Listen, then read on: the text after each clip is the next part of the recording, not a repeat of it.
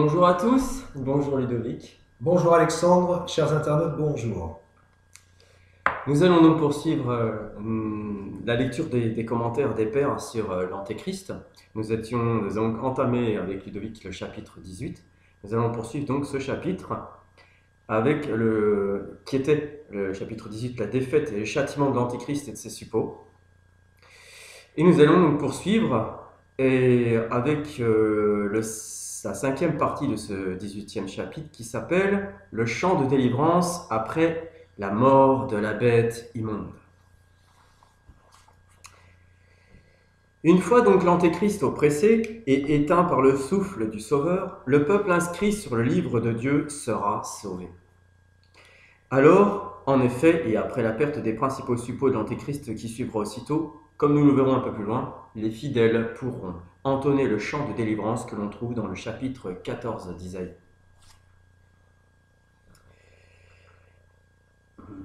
Son temps est proche et ses jours ne seront pas prolongés, car le Seigneur aura pitié de Jacob. En ce temps-là, lorsque le Seigneur t'aura donné du repos après ton labeur et ton oppression, et après la dure servitude qui t'avait été imposée, tu emploieras cette parabole contre le roi de Babylone, et tu diras, qu'est devenu le tyran? Comment le tribut a-t-il cessé? Le Seigneur a brisé le bâton des impies, la verge des dominateurs, celui qui dans son indignation frappait les peuples d'une plaie incurable, celui qui s'assujettissait les nations dans sa fureur et qui les persécutait cruellement. Toute la terre est dans le repos et dans la paix, elle est dans la joie et dans l'allégresse. Les sapins même et les cèdres du Liban se sont réjouis de ta perte en disant, depuis que tu dors, il ne monte plus personne qui ne nous abatte. Voilà, ça c'est Isaïe 14, 1 à 8. Remarquons qu'il appelle la mort un sommeil, et nul ne monte pour nous abattre. C'est-à-dire, car le fort ayant été vaincu, et ses suppôts ayant été brisés, les autres satellites s'effondrent également. D'où ce que le Seigneur dit dans l'Évangile, allez au feu éternel qui a été préparé pour le diable et ses anges. Voilà, c'est Saint Jérôme qui nous commente ici Isaïe. Poursuivons, l'enfer le plus profond a été tout troublé au moment de ton arrivée, et il a fait lever les géants pour toi. Même les criminels les plus scélérats ont dû laisser leur dernière place au plus profond des enfers pour cet impie qui les surpasse tous, avant l'emprisonnement définitif de Satan. Tous les princes de la terre, les hommes impies, les plus terrestres, tous les princes des nations se sont levés de leur trône.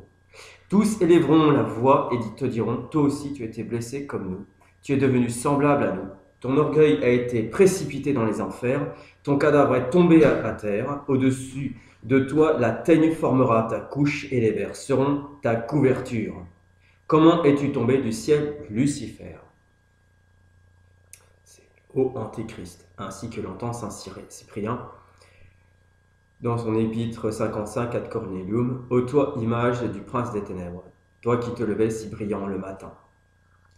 À la place de Lucifer qui se dit Élil en hébreu, Aquila traduit fils ululant de l'aurore. Vraiment, doit-il ululer et se lamenter, celui qui, à cause de son orgueil, a été précipité sur la terre et a été brisé?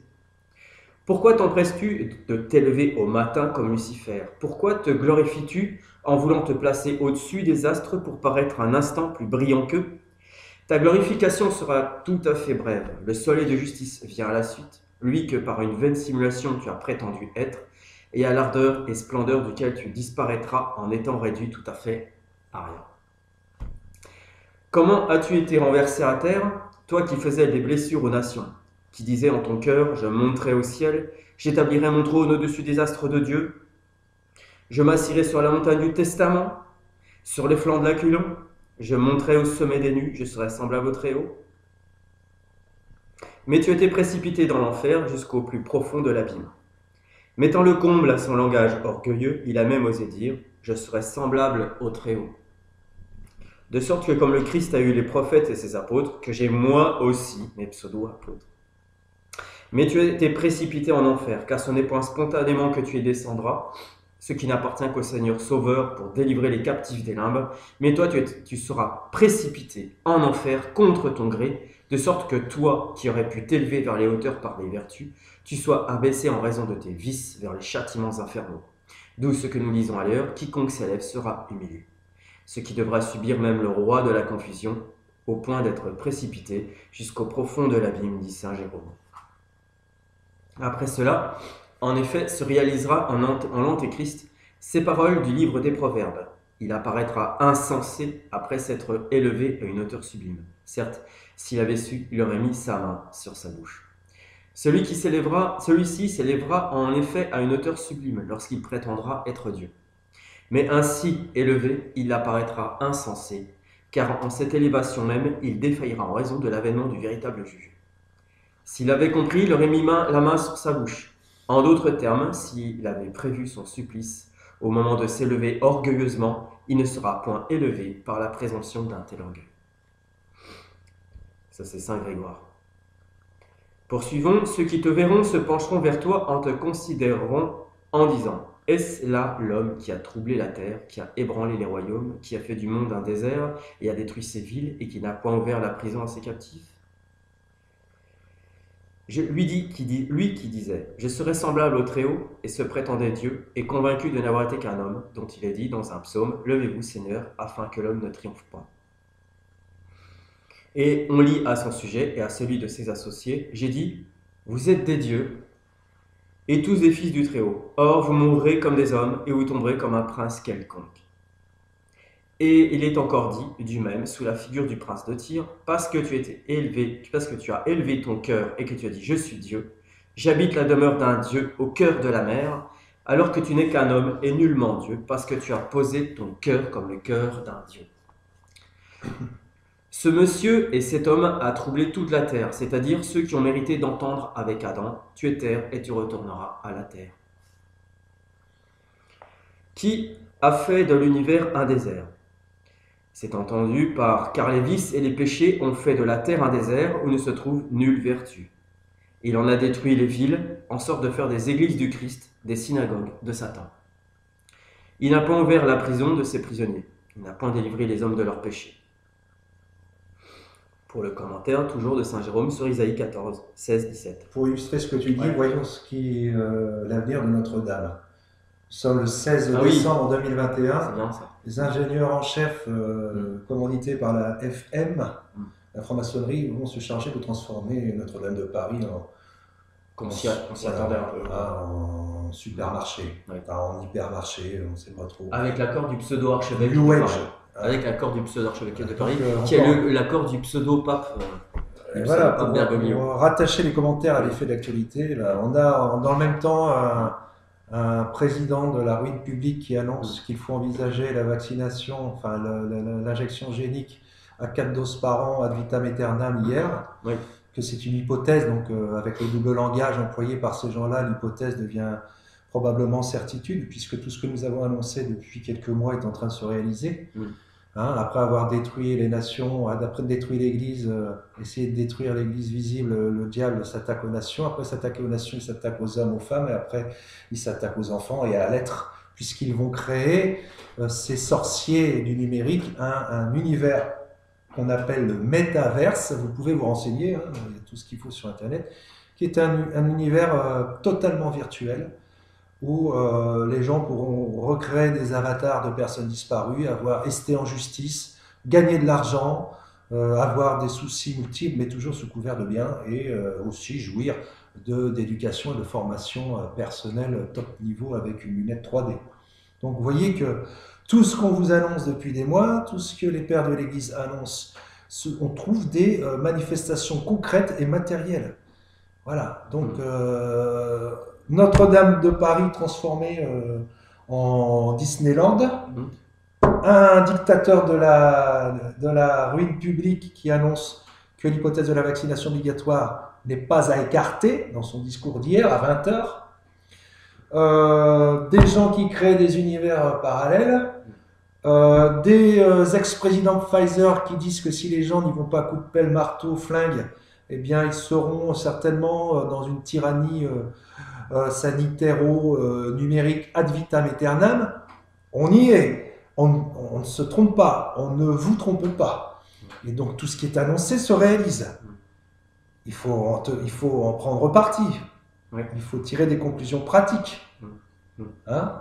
Il n'y a pas de solution humaine, comme on a annoncé sur la dernière vidéo qui était postée sur les caractéristiques de l'Antéchrist. Il n'y a pas de solution purement humaine à ce drame qui a été prédit comme un châtiment dans sa nature punitive et comme l'avènement d'un super dictateur qui apparaîtra incessamment sous peu.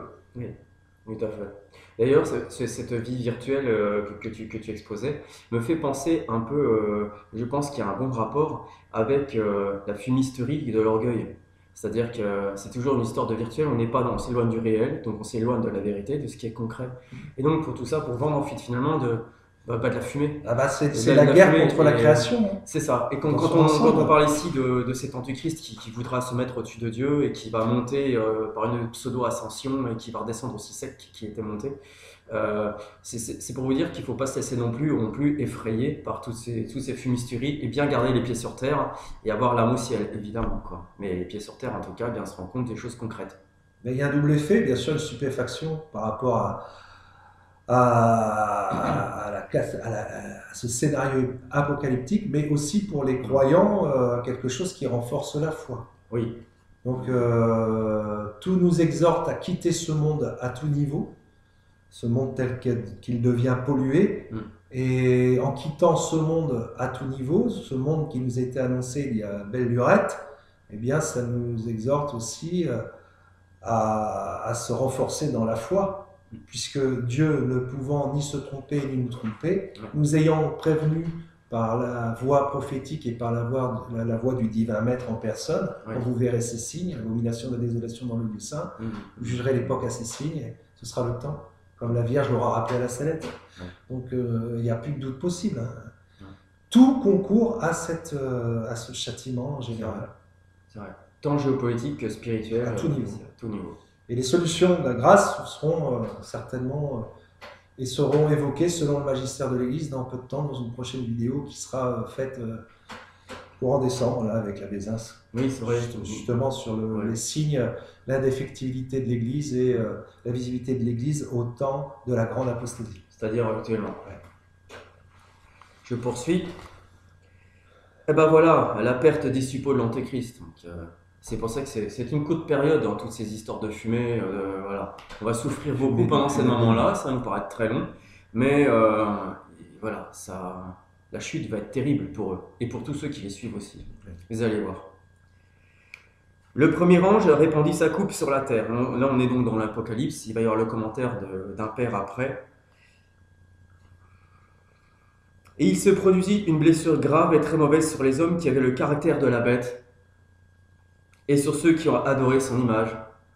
Le cinquième ange répandit sa coupe sur le trône de la bête, et le royaume de celle-ci fut rempli de ténèbres, et ils se mangèrent de langues de douleur. Et ils blasphémèrent de Dieu, du ciel, à cause de leurs douleurs et de leurs blessures, et ils ne firent point pénitence de leurs œuvres. Et un feu descendit du ciel, envoyé par Dieu, et il les dévora. Et je vis un ange qui se tenait immobile dans le soleil, et il cria à haute voix, disant à tous les oiseaux qui volaient par le milieu du ciel, « Venez et rassemblez-vous pour le grand festin de Dieu, afin que vous mangiez les chairs des rois, et les chairs des tribuns, et les chairs des puissants, et les chairs de chevaux, et de ceux qui les montent, et les chairs de tous les hommes, libres et esclaves, petits et grands. Sur les montagnes d'Israël, tu tomberas, toi, Gog, et tous tes bataillons et tes peuples qui seront avec toi. Aux animaux sauvages, aux oiseaux, à tous les volatiles et aux bêtes de la terre, je t'ai livré pour être dévoré. Sur la face des champs, tu tomberas, parce que c'est moi qui ai parlé, dit le Seigneur Dieu. Et j'enverrai le feu sur Magog et sur ceux qui habitent dans les îles avec confiance, et ils sauront que je suis le Seigneur. Voilà, tout ça c'est le passage. Il y avait le passage de l'Apocalypse avant, et là on est dans Ézéchiel, au 39, 4, 6. J'exercerai mes jugements sur lui, sur Gog, par la peste et par le sang et par une pluie violente et par des pierres énormes, et je ferai pleuvoir le feu et le soufre sur lui et sur son armée et sur les peuples nombreux qui sont avec lui. Et je serai glorifié, je serai sanctifié, je serai connu aux yeux d'un grand nombre de nations, et ils sauront que je suis le Seigneur. Et je ferai connaître mon saint nom au milieu de mon peuple Israël, et je ne souillerai plus mon saint nom. Et les nations sauront que je suis Seigneur, le Saint d'Israël. Voilà qu'est venu et qu'est arrivé ce que j'ai annoncé, dit le Seigneur Dieu. Voici le jour dont j'ai parlé. Voici que dit le Seigneur Dieu, toi donc, tu es celui dont j'ai parlé dans les jours anciens, par l'entremise de mes serviteurs, les prophètes d'Israël, qui ont prophétisé dans les jours de ces temps-là, que je t'amènerai contre eux. Voilà, tout ce passage donc d'Ézéchiel. On poursuit. Les habitants sortiront des cités d'Israël, et ils brûleront et réduiront en cendres les armes, les boucliers et les lances, l'arc et les flèches, et les bâtons de leurs mains, et les épieux. Et ils les consumeront par le feu pendant 7 ans. Et ils n'apporteront point de bois au milieu des champs, et ils n'en couperont point dans la forêt, parce qu'ils consumeront les armes par le feu, parce qu'ils feront leur proie de ceux dont ils avaient été la proie, et ils pilleront leurs dévastateurs, dit le Seigneur Dieu. Et la maison d'Israël les ensevelira, afin de purifier la terre pendant 7 mois. Or tout le peuple du pays les ensevelira. Il sera célèbre pour eux ce jour dans lequel j'ai signalé ma gloire, dit le Seigneur Dieu. Et j'établirai ma gloire parmi les nations, et toutes les nations verront mon jugement que j'aurai exercé, et ma main que j'aurai appesantie sur eux. Et les enfants d'Israël sauront, depuis ce jour-là et dans la suite, que je suis le Seigneur leur Dieu. Et les nations sauront que c'est à cause de son iniquité qui a été captive la maison d'Israël, parce qu'ils m'ont abandonné, et que je leur ai caché ma face, et que je les ai livrés aux mains de leurs ennemis, et qu'ils sont tombés sous le glaive. Ça ressemble à l'éclipse de l'Église. Je les ai traités selon leur impureté et selon leurs crimes, et je leur ai caché ma face. Mais comme toute éclipse, ça passe. Je ne leur cacherai plus ma face, voilà, parce que j'ai répandu mon esprit sur toute la maison d'Israël, dit le Seigneur Dieu. Les sectateurs de l'Antéchrist seront frappés d'un mal honteux. Dieu frappera ceux qui ont le caractère de la bête, c'est-à-dire de l'Antéchrist, d'une plaie honteuse et douloureuse, comme il le fit contre les Égyptiens et contre les Philistins, afin de les châtier tant de leurs crimes que, en particulier, de leurs passions infâmes auxquelles l'Antéchrist et les antichrétiens auront ôté tout frein. Dieu frappe de même les obscènes et les vicieux par les maladies vénériennes. Ça, c'est Cornelius Lapidé sur le passage de l'Apocalypse 16. Dieu frappait de même les femmes coupables d'adultère, soumises à l'épreuve de l'eau, l'amertume d'une sorte d'hydropisie, tandis que celles qui avaient été soupçonnées injustement en étaient préservées. Un exemple semblable et plus approprié encore à cet événement est châtiment, prédit par l'Apocalypse contre ceux qui auront reçu le caractère de l'Antéchrist, est rapporté par la tradition juive et chrétienne au sujet de l'eau mêlée de la poudre du veau d'or fondue au feu que Moïse fit avaler à tous les enfants d'Israël en signe d'expiation. Oui, rappelez-vous, Moïse, en redescendant de la montagne, était tellement troublé qu'il a fait fondre le veau d'or et qu'il en a fait boire de cette fonte à des personnes. Et il voyait par cette... Vous allez voir la suite, c'est c'est Don Molion qui l'explique. Donc Moïse s'est aperçu les intentions de tout à chacun, de ceux qui adoraient le veau d'or, de ceux qui n'adoraient pas, rien qu'en buvant la coupe. Ceux qui buvaient la coupe étaient châtiés, ceux qui buvaient la coupe mais n'étaient pas châtiés, n'avaient pas l'intention d'adorer le veau d'or. S'ils se trouvaient juste là, on va dire, par fragilité ou entraînés par les autres. Voilà. Les historiens rapportent que lorsque Moïse fit boire à tous les assistants l'eau mélangée à la poudre du veau d'or, ceux qui avaient réellement consenti dans leur cœur à adorer l'idole, reniant ainsi le Dieu véritable, furent aussitôt couverts sur le corps et sur le visage d'inflammations très visibles. Ceux, au contraire, qui n'avaient pas pris part à la fête sacrilège, que par peur et contre leur gré, demeurèrent indemnes. Voilà. Tu veux faire un commentaire, non, par rapport à l'injection ou non? Oui, elle se fera en eux une plaie douloureuse. Oui. D'ailleurs, les pères de l'Église, on l'avait rappelé dans la dernière vidéo postée, il ne fallait absolument pas contracter d'alliance avec Satan d'aucune façon, en quoi que ce soit. Je ne sais plus de quel père de l'Église est cette phrase, mais on peut considérer que l'assujettissement à l'injection soit déjà une forme de soumission. Oui. Et comme Dieu est juge de tout, il n'y a pas d'action sans conséquence. Non, c'est certain. Donc il y a des gens qui le feront peut-être, qui n'auront rien parce que de bonne foi. Et on ne peut pas juger comme ça, il ne faut pas porter l'anathème sur les gens. C'est tellement catastrophique. Des gens qui auront peur de tout perdre, qui le feront à contre-cœur, avec au fort interne une abjection totale, mais Pensons aux enfants. Oui. Aux enfants qui vont être peut-être endoctrinés par leurs parents, qui vont aller à l'abattoir. C'est ça. Peut-être que Dieu aura la miséricorde de les épargner, alors qu'ils ne sont absolument pas responsables de la défaillance d'adultes lâches ou faussement ignorants. Voilà, c'est. Que dire par rapport à une situation où on verrait des adultes, des parents amener à l'abattoir leurs propres gosses. Moi, je suis sanitaire de toute façon, donc bien sûr. Je préfère avoir de la tristesse que de la colère, parce que la colère, ça fait faire des bêtises. Ça. Tu vois ce que je veux dire? Oui. Pour le moment. Poursuivons l'impénitence finale de la plupart des disciples de l'Antéchrist après la perte de leur maître. Le cinquième ange répandit sa coupe de la colère divine, son annonce des châtiments que Dieu va envoyer, sur le trône de la bête, c'est-à-dire sur les disciples de l'Antéchrist. Ainsi appelés parce que leur cœur sera un lieu de tout repos pour cette bête féroce. Et son règne devint tout plein de ténèbres. Bien loin d'être éclairé par cette prédication, la foule des gens qui forment son empire s'obstinera dans les ténèbres d'un aveuglement volontaire. Ouais, comme tu disais, il y a l'aveuglement involontaire et celui qui est volontaire. Ils se mangeront de douleur les langues les uns aux autres, ils se déchireront réciproquement par des paroles venimeuses, sous l'action du dépit qu'ils éprouveront à se voir confondus par les témoins du Christ. On peut déjà en apercevoir les signes. Bien sûr. Pour ceux qui ont encore des contacts avec, par nécessité avec le monde extérieur, oui. L'agressivité des gens qui sont déjà esclaves du démon, oui. Par justement l'injection. Oui. Ils détestent souvent les gens qui rechignent à la soumission. C'est ça. Ouais. Bientôt, ce seront les non-injectés qui sont responsables de leur mauvaise santé, de leur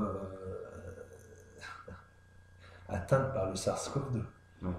On pourrait faire même un parallèle, ça c'est sur le plan on va dire de la santé corporelle, on pourrait aussi faire un parallèle aussi avec la santé spirituelle, c'est-à-dire avec ceux qui suivent des schismatiques et des hérétiques, comme Bergoglio, qu'on prend tous, que tout le monde prend, et qui aime bien prendre des vessies pour les lanternes, et qui prennent justement cette hérétique, apostat, anti-Vierge Marie au possible, pour un pape, pour un dépositaire de la foi.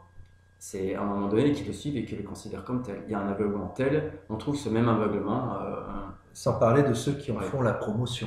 Oui, voilà, en plus. Qui se targuent de thomisme, d'être les disciples de saint Thomas d'Aquin, tout en défendant l'initié franc-maçon Bergoglio. Oui, tiens, puis puisque je parlais des gens de Bergoglio, je remets une petite couche, si j'ose dire, parce que récemment, vu qu'on était dans la semaine en faisant ces vidéos de l'octave de l'Immaculée Conception, et ben je le savais, mais je me suis un petit peu approfondi dans les déclarations de cet hérétique usurpateur, qui a non seulement dit que la très sainte Vierge, en 2018 je crois, est devenue sainte.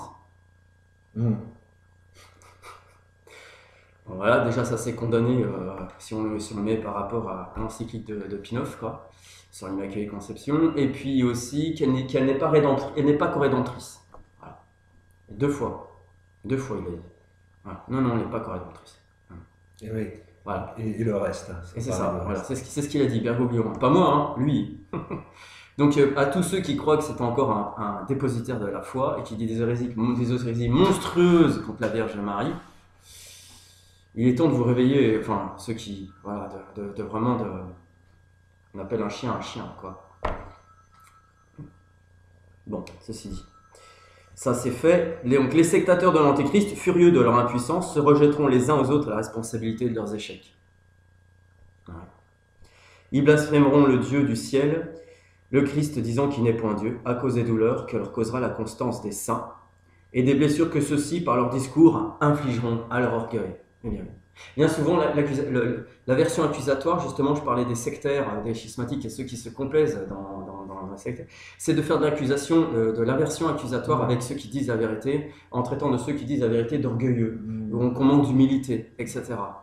C'est une technique très, très utilisée, ça. Oui, mais pas forcément dans le milieu spirituel, aussi dans le milieu politique, j'en suis aperçu. C'est-à-dire qu'il y a les non-essentialistes sur le plan philosophique qui ont raison, hein, c'est-à-dire la gauche gnostique. Et ça. Puis ceux qui respectent la création sont des essentialistes, Oui. hein, d'ailleurs qu'a dénoncé récemment un franc-maçon, puisque sur YouTube on peut voir des documents qui attestent, puisque les suppôts de Satan ne se cachent plus pour avancer leur philosophie politique ou philosophie civilisationnelle, que la nécessité d'attaquer les visions essentialistes dites traditionnelles sont nécessaires pour faire avancer l'humanité.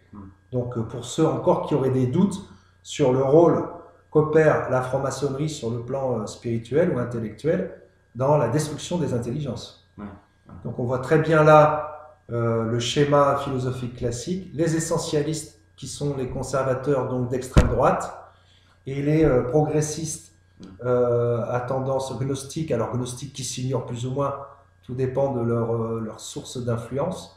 Soit ils vont les chercher directement chez les promoteurs de la gnose satanique, soit ils sont manipulés à leur insu. Enfin, on voit très bien qu'il y a deux camps, comme deux étendards, philosophiquement les essentialistes, qui disent que chaque être a une nature qui lui correspond, qui correspond à son essence, et les autres qui combattent cette essence en disant qu'il faut tout dissoudre pour mieux recoaguler, pour créer des réalités alternatives. Bon, on voit très bien là le maillage philosophique. Donc, encore une fois, on retombe toujours sur ce schéma binaire, et il faut bien ça pour les esprits détruits de notre humanité contemporaine, parce que Dieu a la bonté de nous traiter à notre juste niveau, de simpler le camp du bien, le camp du mal, une cité contre une autre cité, un étendard contre un autre étendard, des essentialistes qui respectent la création telle que voulue par Dieu et des non-essentialistes qui veulent la refondre tels des démiurges. C'est simple, c'est très simple. Après, on peut aller chercher dans les détails, mais en gros, le schéma est là, hein, la composition, la structure, la métaphysique des deux étendards se trouve là. C'est une très belle explication, parce que là, ça me fait penser aussi à la pseudo-transition énergétique aussi qui fait partie, puisque tu parlais de la création. Et là aussi, où il touche aussi à la création. Il est évident que quand on numérise tout, y compris l'énergie qui est aujourd'hui électrique ou électromagnétique, et qu'on met tout ça dans un cloud dirigé par des sorciers qui sont aux commandes de cette ingénierie totalement dématérialisée, on pourrait facilement comprendre qu'un hacker puisse, à distance, contrôler une voiture qui n'est pas la sienne, pour peut-être créer un accident de la route, par exemple. Ben oui, à travers le cloud informatique, on peut absolument tout contrôler. Tout ce qui est donc l'électrique, les véhicules dits interactifs, qui marchent à l'électricité avec des ordinateurs de bord et tout ça, sont complètement liés à ça. C'est aussi pour ça, je pense qu'ils font la chasse aux vieilles bagnoles. Entre le paysan qui vit en Sibérie avec une voiture de 500 000 km, qu'il utilise 2 fois par an, parce que tout le reste il fait à pied, etc. Même lui, il faut aller le chercher pour lui prendre sa voiture. Ou même lui faire acheter une voiture électrique qui va polluer. En plus avec les piles. Ou alors je pense aussi au tracteur électronique aussi, pour savoir combien de pesticides il a bien déversé dans son champ, afin d'empoisonner tout le monde davantage. Par rapport aux critères de Big Brother, du communisme. Et Monsanto. Du communisme, c'est ça. Soros, Monsanto, Big Tech, Big Pharma, Big Media. Tout ça qui travaille ensemble. Avec des électrons qui sont piochés chez les Young Leaders, tout un tas d'officines, de think tanks mondialistes et d'officines maçonniques. Voilà, hein. Comme Valérie Pécresse d'ailleurs, qui rentre en liesse dans la présidence, qui est Young Leaders depuis 2013, je crois, qui a même reçu un prix. Ils sont gratifiés. C'est comme le Bourla, le PDG de Pfizer, qui vient d'être récompensé par le Congrès juif international. Oui, comme un bienfaiteur de l'humanité. Pour avoir décimé une partie de la population. Monsieur Bourla, le PDG de Pfizer, qui est récompensé pour la gestion de la pandémie et son action bénéfique sur la pandémie Covid-19. C'est ça l'inversion. Tu parlais d'inversion tout à l'heure, on en est là. C'est après ça, on est passé. Appelez le bien le mal le bien. Et on pourra en dire. Ils ne feront donc point pénitence de leurs œuvres mauvaises, ces suppôts de Satan. En fait, ça rejoint aussi ce que notre Seigneur disait dans l'Évangile. Celui qui ne prie pas et qui ne fait pas pénitence, il ne sera pas sauvé. Voilà. Et comme ce n'est pas l'effet d'une conviction intime, mais uniquement pour satisfaire leur passion personnelle qu'ils auront combattu la vérité, ils mourront donc dans l'impénitence finale. Car c'est là proprement le péché contre le Saint-Esprit. Le trône de la bête sont les païens et les faux chrétiens, donnant leur consentement à l'Antéchrist, en lesquels ils siègent comme en des trônes. C'est pourquoi il est dit que son royaume devint ténébreux. En d'autres termes, que leur cœur fut aveuglé et davantage obscurci qu'il ne l'était auparavant. Aveugle le cœur de ce peuple et appesantit ses oreilles, parce que dès lors ils ne pourront plus écouter la vérité de la foi, et même s'opposeront à la vérité en la décriant. D'où le fait qu'il soit dit qu'ils mangeront leur langue et décriant le Christ qui est la souveraine vérité, et en se nourrissant les uns les autres de mauvais discours. C'est pourquoi ils se consumeront de douleur et de jalousie à l'encontre des saints, se désolant par envie de leur constance, et ils blasphémeront à cause de leur douleur le Dieu du ciel, parce que les saints diront que le Christ est un être supérieur, qu'il est le vrai Fils de Dieu en personne, et possède par nature une même puissance et majesté avec le Père. Et les impies agiront ainsi parce qu'ils seront aveuglés par des ressentiments et des afflictions et deviendront furieux au point de sembler avaler leur langue. Et ils s'attristeront principalement de ne plus pouvoir unir tous les hommes à l'Antéchrist, comme le font les justes et les saints quand ils voient certains s'écarter du Christ jusqu'à ce qu'ils les réconcilient avec le Christ. Mes petits enfants, que j'engendre à nouveau jusqu'à ce que le Christ soit formé en vous. Comme on dit au Galates 14-19, et ceci c'est un commentaire de saint Thomas d'Aquin. Ruine soudaine et cuisant des suppôts de fils de perdition maintenant. Un feu descendit du ciel envoyé par Dieu et les dévora. Ces paroles de la Sainte Écriture annoncent une vindicte et une punition proprement dite, à savoir que Gog et Magog et toute l'armée de l'Antéchrist sera soufflée et brûlée par un feu envoyé du ciel. Ce sens littéral correspond au passage du prophète Ézéchiel. On peut cependant l'entendre aussi dans un sens spirituel, comme le fait saint Augustin, sans exclure pour autant l'interprétation littérale, quand il est dit « Un feu descendit du ciel et dévorera », c'est-à-dire qu'il ne faut pas croire que ce soit là le dernier supplice, celui qui aura lieu quand il sera dit « Retirez-vous de moi maudit, allez au feu éternel ». Alors, en effet, eux-mêmes seront jetés dans le feu et le feu du ciel ne descendra pas sur eux. Ce feu du ciel peut fort bien s'entendre ici de cette fermeté des saints, grâce à laquelle ils ne céderont pas à ceux qui font rage contre eux pour les plier à leur volonté. J'ajoute que on assiste en ce moment à un antichristianisme carabiné. Ah oui, non. Ouais. Entre la crèche Pachamama, ah oui. les concerts de oui. plus ou moins de rock satanique organisés dans les églises, les églises. Ouais. Qui sont permis donc par les responsables qui tiennent ces églises-là, puisque s'ils sont affichés, mais qu'il y en a qui... Et comme par hasard, au mois de Noël, qu'est-ce qu'on apprend? Que nos maîtres, n'est-ce pas, ont installé sur la place de l'ONU la bête qui correspond au chapitre 13 de l'Apocalypse. C'est ça, l'espèce de... Il semblera comme un léopard, aura une gueule de lion, des pattes d'ours. Avec des ailes colorées LGBT d'ailleurs.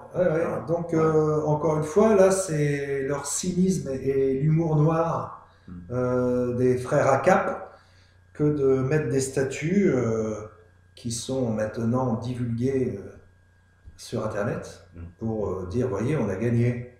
Hein? Profitez, messieurs. Profitez de vos fêtes de l'humour. Comment il s'appelle? Ils l'ont appelé comment? L'ange gardien de la paix et de la sécurité, un truc comme ça. Ah, souvenez-vous, on vous en a parlé de la paix et de la sécurité. Quand ils diront paix et sécurité, c'est Saint Paul. Vous voyez comme le Saint-Esprit ne peut pas se tromper quand il passe par la voie des prophètes ou des évangélistes. C'est ça. Quand ils diront paix et sécurité. Encore des signes, c'est les signes, ces fameux signes que Jésus évoque pour dire réveillez-vous, soyez réveillés ce jour-là, dormez pas dans vos voluptes, dans les voluptes. On se tient sur le pont là, la tête bien dans le sens du vent là. Ah oui. Alors, car le ciel est le firmament, ce qui est ferme, stable, le ciel, et sa fermeté les mettra au supplice d'une rage brûlante, impuissant, qui seront d'entraîner les saints du Christ au parti de l'Antéchrist. Cette rage même sera le feu qui les dévorera, et cela deviendra de Dieu.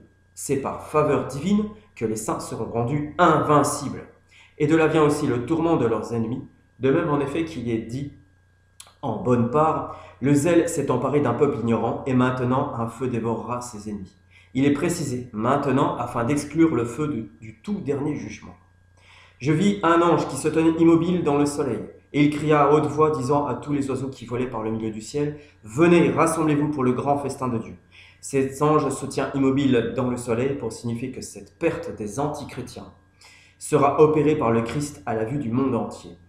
Quant à l'appel et à l'invitation adressée aux oiseaux, il donne à entendre l'immense carnage qui aura lieu, au point qu'il soit nécessaire que des vautours et les autres oiseaux charognards arrivent de tous les horizons pour pouvoir venir à bout de dépecer et de dévorer le nombre si grand des cadavres des antichrétiens. Il est fait ici allusion à Jérémie 12, 9, à Ézéchiel 39, 17, dont saint Jean fait presque ici une citation au sujet de la défaite de cette même armée de l'Antéchrist, à savoir Gog et Magog. C'est un commentaire de saint Jérôme. Tout ça pour finir dans la panse de vautour. C'est ça, voilà. Donc laissez faire les clowns, ils vont s'occuper, voilà, laissez faire les clowns, et vous pendant ce temps-là, veillez à votre vie intérieure et spirituelle, j'entends tourner vers l'église catholique.